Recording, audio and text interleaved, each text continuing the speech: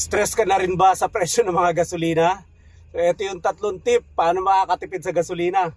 Number 1, ina-advise sa mga eksperto magpagasolina tuwing umaga. Kasi ang logical explanation nila ron, tuwing umaga, mas malamig pa yung gasolina. Mas malamig, mas magaan siya.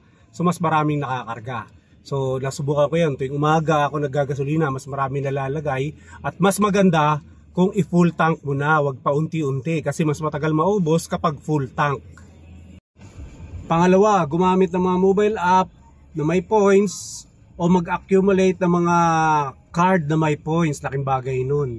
So mas maganda lahat ng brand ng gasolina meron ka para kung saan ka man abutin at kinakailangan magpakarga, meron kang points. Kagaya nito, kuya.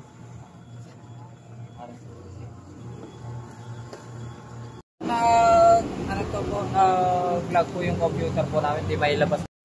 Number 3, siguraduhin natin na nasa tamang sukat ang hangin ng gulong natin. Kasi pag hindi tama ang sukat ng hangin ng gulong natin, mahihirapan tumakbo yung sasakyan. Mas hirap tumakbo yung sasakyan, mas nahihirapan yung makina. Mas nahihirapan yung makina, mas kakain ng maraming gasolina. Dito natin makikita kung ano ba yung tamang sukat. Yan, sa gilid, pagbukas ng pinto, yan mo makikita. So itong sasakyan ko, pick up siya.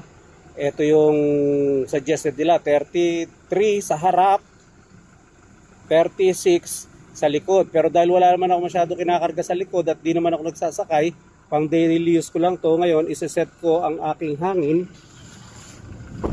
sa 32.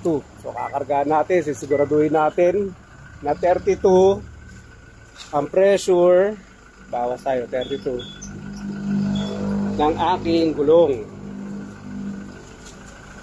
Ano, tapusin ko muna to. And kung umabot ka sa part na to, I'm sure meron ka natutunan. Paki-like, follow, and share ng page na to. Thank you!